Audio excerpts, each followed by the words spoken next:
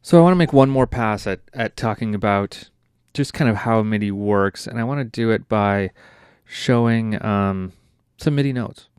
So here I am, same as before. So I'm set up with my MIDI keyboard.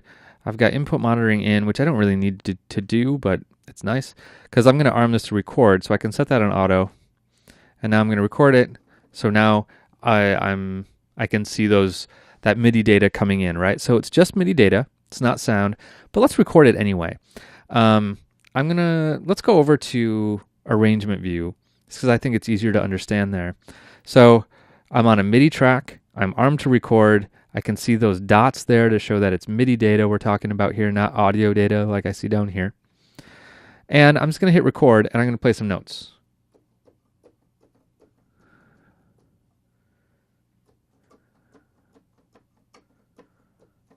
Okay. Now, that looks quite a bit different than an audio signal, right? I'm going to double click on it and just look at that MIDI data. So I'm just going to grab the gray line here and pull it up. And now I can kind of zoom in on it, going over here till I get my magnifying glass. I'm pulling to the right so I can see the notes nice and clean. Okay, this is MIDI data, right? All we're seeing here is what notes I played, all right, and where I played them.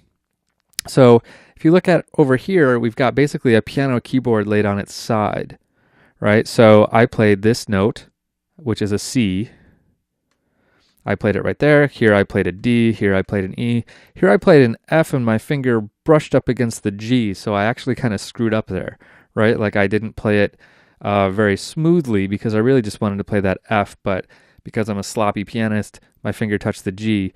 So if this was audio, I would be stuck with a little tiny glitch of a G in the audio signal, right? And there'd be really nothing I could do about it if I wanted to keep the F and get rid of the G. But in MIDI, I can just select that little glitch, that little brush of the G, and hit the delete key and get rid of it.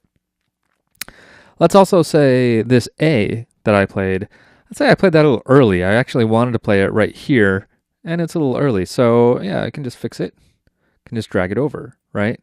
This B, maybe that goes there, right?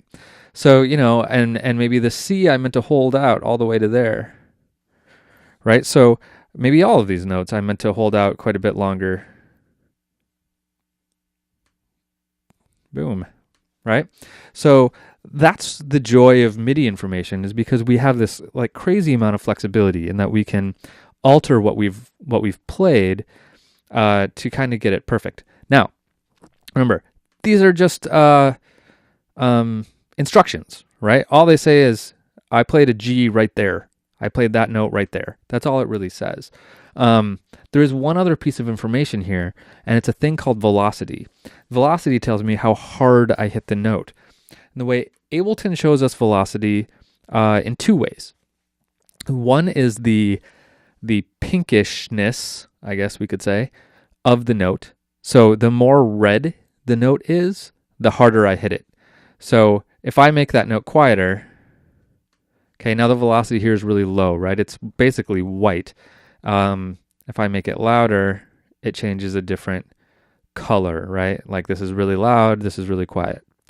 So that shows the velocity. The other way is what I'm moving down here, which is this. These lines here show how hard I played it. So I could select a bunch of these and then move them all up and down. So velocity is just basically a fancy word for volume.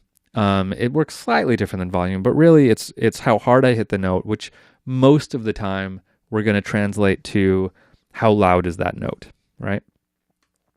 So let's get these nice and loud. Let's actually even them out here. Okay. Now let's try to hear those notes, right? So I can't hear these notes because if I play this back, we are going to hear nothing. We still look over here, we're seeing this MIDI data happen, but no sound. So we have to give it an instrument. Without an instrument, it's just notes. It's just notes with no instrument to play them on, right? So I'm just going to throw the default analog on here. And now I've got this analog. So if you remember from our Ableton 1 class, down here I've got these two tabs. When I'm looking at a MIDI track, these are showing me my MIDI notes in the clip, and over here I'm looking at the instrument. So it's these two tabs, right? So let's look at the instrument. This is a synthesizer, right? This is going to generate notes, and it's going to put all, or sorry, let me rephrase that so I get my lingo clear. It's not generating notes. It's generating sounds. The notes are coming from the clip, from the MIDI information, and they are going to get put through the instrument, and it's going to output audio. And look what happened. As soon as I put that instrument on that track up here, my dots went away, right?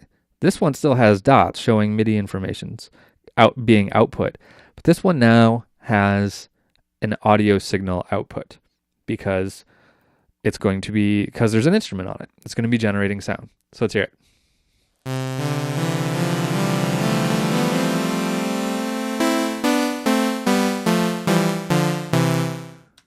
Right?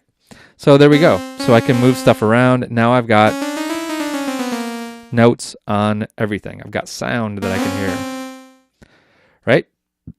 So just remember, MIDI doesn't make any sound on its own. It needs an instrument to make sound. Okay, I think I've drilled that home. So let's move on and talk about recording MIDI.